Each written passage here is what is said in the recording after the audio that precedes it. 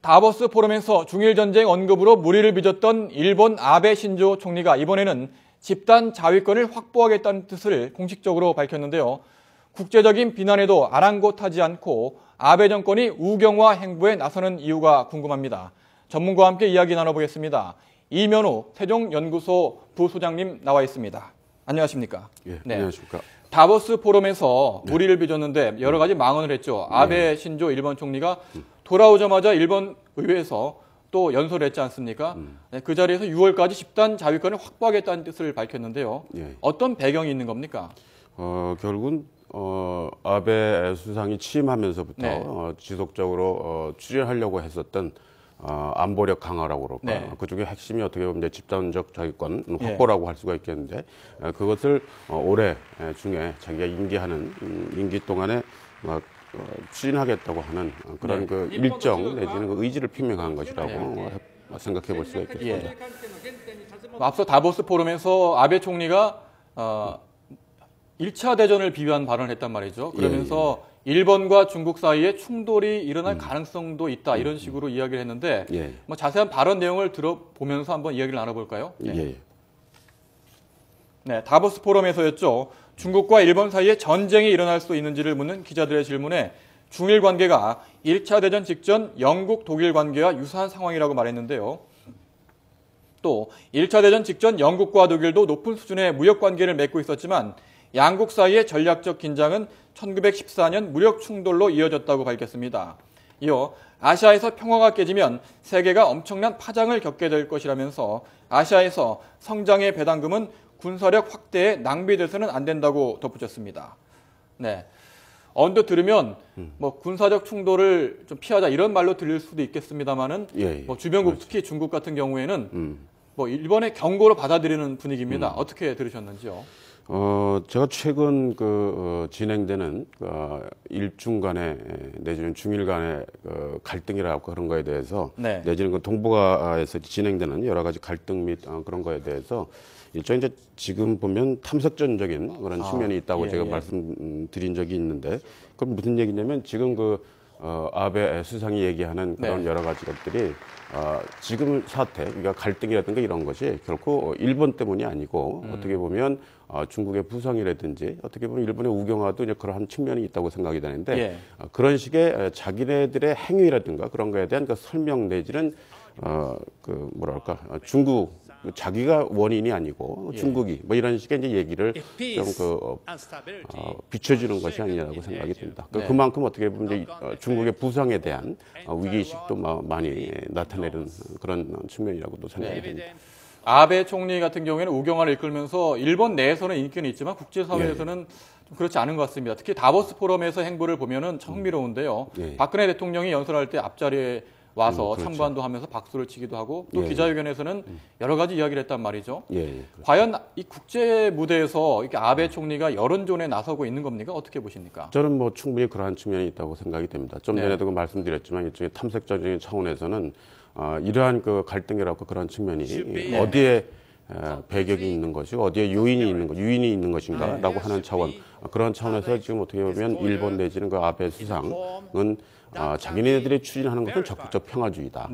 평화주의 대 적극적으로 이전까지와는 다르게 해보고자 한다라고 하는 것을 자꾸 어필을 하려고 하는 측면이 있고 그런 차원에서 그와 달리 적극적 평화주의 내지는 평화주의와 달리 일본이 추진하는 그런 것과 달리 지금 동북아에서 잠재되어 있는 갈등적인 측면 그런 것의 요인은 어떻게 보면 중국이고 내지는 일본을 비판하는 한국 뭐 이런 식의 것까지 포함해서 뭐 하는 측면이 없지 않아 있다고 생각이 듭니다. 그러니까 예를 들어서 지금 아까 NHK 그쪽 얘기 위안부 문제도 나왔습니다. 그리고 또한 독도 문제도 나왔지만 그런 것들이 어떻게 보면 적극적으로 이제까지는 어떻게 보면 일본이 너무 저자세였다는 식의 그런 특히 일본 보수 쪽에서 나오는 식의 그런 걸로 해서 아마 같은 선상에서 펼쳐지는 것이 아니겠느냐고 생각해 볼 수가 있겠습니다. 국제사회 여론과 일본 내부의 여론이 엇박자가 나는 지금 분위기인데요.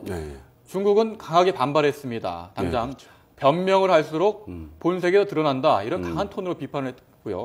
또 미국 내에서도 그동안 가장 친한 우방이었던 일본에 대해서 비판 여론이 일고 있는 게 사실인 것 같습니다. 이러다 보니까 중국 입장에서는 한국, 중국, 미국이 삼각 공조를 해서 일본을 압박해야 되는 것이 아니냐 이런 뭐 움직임도 있는 것 같습니다. 이게 가능할까요?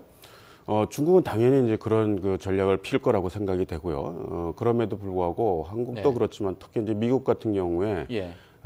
지금 그 어떻게 보면 일본의 우리가 얘기하는 일본의 우경화와 관련해서는 크게 이제 두 가지 측면이 있는데, 그러니까 안보력 강화라고 하는 그러니까 아까 모두의 얘기 나왔을 때 집단도 자위권과 같은 그런 문제, 예. 그리고 또 한 가지 이제 역사인식, 그러니까 야스쿠니 방문한다든지 뭐 이런 것 같은 것들. 근데 미국은 아무래도 그러니까 동북아에서의 평화라고 하는 안정이라고 하는 차원에서는 그 안정을 저해하는 야스쿠니 방문이라든지 그런 거에 대해서는 중국과 당연히 어떤 면에서는 공조를 한다고 그럴까, 동의를 할 수 있는 측면이 있더라도 막상 안보력이라고 그럴까, 지금 그 군사적으로 내지는 조금 그 갈등이 야기될 수 있는 그런 측면은 중국의 새로운 그 움직이라고 그런 것도 야기되는 측면이 있기 때문에 그것까지 그 같이 동조한다고 하기는 조금 어려운 측면이 있지 않겠나 생각합니다. 과거사 부분과 영토 문제는 좀 달리 접근할 거라고 아무래도 보시는군요. 그렇게 될 거라고 생각이 듭니다. 영토 문제와 관련해서 지금 관심을 모으는 지역이 센카쿠, 다오이다오 지역 아니겠습니까? 그렇죠. 중국과 일본 사이에 무력 충돌 가능성이 있다고 보십니까? 어떻게 보시죠? 지금 그 부분은 특히 이제 작년 같은 경우에 꽤 아주 그 심각했던 측면도 있었다고 생각이 됩니다. 그러니까 작년 초 같은 경우에 중국의 군 그러니까 함정이 일본을 겨냥한, 그러니까 레이더를 일본 그 함대를 겨냥해서 뭐 했었던 적이 있었고, 그래서 꽤나 그 좀 더 심각해졌다고 생각이 됐는데 최근 들어서는 그러한 측면은 조금은 완화됐다고 하는 측면이 없지 않아 있는 것 같고, 지금 제가 비공식적으로 전해 들은 얘기 같은 거 보면 지금 일중 간에 그런 식의 어떻게 보면 좀 그것을 회피하기 위한 노력들도 꽤 진행이 되고 있는 것으로 알고 있기 때문에, 그럼 뭐 결국은 어떻게 보면 지금 말은 어떻게 보면 그렇게 하지만 무력 충돌이 일어난다든지 하면 결국은 뭐 일본은 물론이고 중국 역시도 어떻게 보면 결코 좋은 측면은 아닐 테니까, 그러니까 특히 그런 것이 된다고 하면 결국은 이제 경제력에도 영향을 미칠 테고, 지금 뭐 중국의 경제가 7%대 내지는 뭐 7%대도 이제 위험하다고 얘기하는 사람도 있고 하니까 그런 차원에서는 국내 정치로 또 연관될 것이기 때문에 결국은 또 중국 역시도 좀 조심스럽고 되도록이면 그걸 회피하려고 노력하지 않을까 생각이 됩니다. 아베 총리의 과거사 인식을 엿볼 수 있는 단면이 야스쿠니 신사 참배 아니겠습니까? 주변국들, 우리나라, 중국 각 국민 마음에 못을 박았다 이런 표현까지 나오고 있는데 그 야스쿠니 신사 참배에 대한 아베 총리의 발언 내용을 구체적으로 한번 본 다음에 이야기를 나눠보도록 하겠습니다.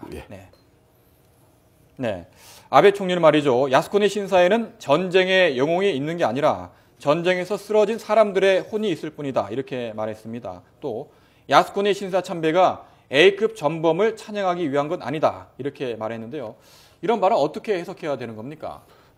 결국은 어떻게 보면 이제 일본 보수, 그리고 그걸 대표적으로 지금 나타나고 있는 그 이제 아베 수상의 어떻게 보면 역사관이라고 그럴까 하는 것이 나타난 측면이라고 생각이 됩니다. 결국은 어떻게 보면 야스쿠니 신사라고 하는 것을 뭐 얼마 전에도 그런 얘기가 있었지만 미국의 알링턴 국립묘지 내지는 우리나라에 있는 국립묘지와 마찬가지로 이제 같다고 얘기하는 그런 것처럼 그런 것식으로 어떻게 보면 이제 공고화하려고 하는 그런 얘기가 아닐까라고 생각이 됩니다. 결국에는 일본의 압박을 넣을 수 있는 나라 하면 최대 우방 미국 아니겠습니까? 미국 그렇죠. 내의 여론이 중요한데 야스쿠니 신사 참배에 대해서는 실망스럽다 이런 반응이 나왔고요. 그 이후에 일부 언론, 월스트리트 저널 같은 언론은 2차 세계대전은 과거사에 대해서 일본이 재사과하는 것을 한번 더 확인하겠다 이런 보도도 나왔는데요. 미국의 입장 어떻게 보시는지요? 역시 특히 아까도 말씀드린 것처럼 그러니까 일본의 우경화에 대해서 크게는 두 가지로 나눠서 한다고 생각을 할 수가 있겠고, 그래서 이제 역사인식 문제라든가 야스쿠니 신사 참배에 대해서는 아마 한국이나 중국과 동의를 하는 가운데 일본의 그런 것에서 이제 비판적인 입장을 갖고 있을 거라고 생각이 됩니다. 거기에 특히 이제 좀 전에 그 말씀하신 것처럼 야스쿠니 신사라고 하는 것이 어떻게 보면 제2차 세계대전 어떤 식으로 볼 것이냐 하는 측면도 있기 때문에 그러니까 그런 부분에 대해서는 또한 더 강력히 어떻게 보면 좀 일본을 자제시킨다고 하는 쪽으로 나가지 않을까 생각이 됩니다. 오바마 대통령이 4월에 동아시아 순방을 하면서 일본을 방문할 걸로 알려졌는데 그 전에 과거사 문제에 대해서 일본 정부의 태도 변화를 요구하지 않겠습니까? 어떻게 보시는지요? 저는 뭐 그런 측면은 다분히 이제 오고 갈 것으로 생각이 됩니다. 근데 이제 야스쿠니 신사 문제가 지금 좀 전에 말씀드렸던 그런 그 제2차 세계전을 어떻게 볼 것인가라고 예. 하는 그런 측면도 있지만 또 국내 정치라고 하는 측면도 있어서 어떤 면에서는 그 국가 간의 국내 정치에 대해서는 어떻게 보면 크게 또 이제 뭐랄까 터치를 안 한다고 그러고 하는 그런 측면도 있고, 예, 그렇죠. 내정 간섭이라든가 그런 측면도 있고, 그러니까 그런 차원에서는 어떻게 보면 좀 더 얘기될 수 있는 부분이 지금 또한 얘기 나오는 것이 이제 유엔의 상임이사국과 관련해서 그렇죠. 예. 이제 뭐 내년 정도가 되면 또 얘기될 거고 바로 그거를 위해서 지금 또 많이 여러 가지 될 수 있을 테니까 그런 것 같은 것들이 또 이제 얘기될 수 있는 한 근거가 어떻게 보면 야스쿠니는 어떤 식으로 해야 될 것이냐 그리고 그거에 대해서 미국이 또 일본에 대해서 얘기하는 부분 예. 그런 것들이 좀 더 오가지 않을까. 그러니까 그런 것을 생각한다면 좀 더 자제를 해야 될 필요가 있고 뭐 동북아 평화라고 그럴까 안정이라는 차원에서 뭐 이런 여러 가지가 같이 얘기되면서 좀 얘기되지 않을까 싶습니다. 네. 주변국의 이 같은 우려에도 불구하고 아베 신조 일본 총리는 우경화 발언을 계속하고 있고요. 예. 일본 내에서 이런 우경화 행보가 계속 이어질 걸로 보시는지요? 속도를 더 낼까요? 어떻게 보십니까? 저는 될 가능성은 좀 더 많다고 생각이 예. 됩니다. 뭐 여러 가지 요인이 있긴 합니다만 기본적으로 이제까지 어떻게 보면 아베 총리 수상이 보여준 그런 여러 가지가 크게는 아까도 말씀드렸던 중국 부상 그리고 일본 사회 국가라고 하는 것을 좀 더 그 활력을 집어넣기 위한 그러니까 경제와도 연관된 부분 그런 측면이 있고 한데 그거보다도 어떤 면에서는 또 지금 가장 어떻게 보면 안 좋다고 그렇게 할 수 있는 게 지금 자민당을 내지는 아베 총리를 대신할 사람은 아마 있을 거라고 생각이 되는데 그 대신할 사람이 대체적으로 결국은 자민당 내에서 올 거다. 보수 정당인 정당인 자민당에서 나올 것이라고 하는.